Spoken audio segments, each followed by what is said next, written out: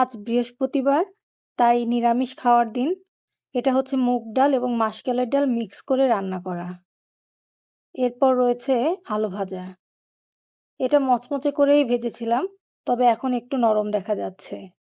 সকালে ইতিমধ্যেই আলু ভাজা আর ডাল দিয়ে ভাত খাওয়া হয়ে গেছে। এরপর রয়েছে কাঁঠালের বিচি ভাজা। এটা একটু সেদ্ধ করে নরম নরম করে ভাজা করা।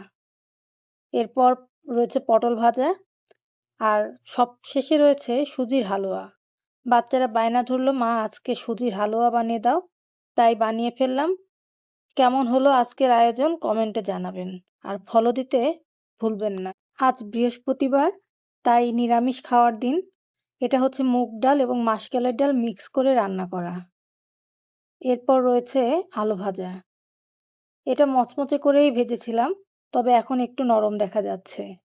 সকালে ইতিমধ্যেই আলু ভাজা আর ডাল দিয়ে ভাত খাওয়া হয়ে গেছে।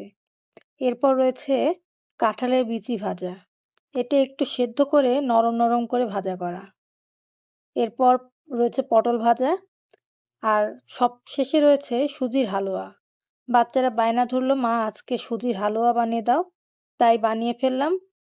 কেমন হলো আজকের আয়োজন কমেন্টে জানাবেন, আর ফলো দিতে ভুলবেন না।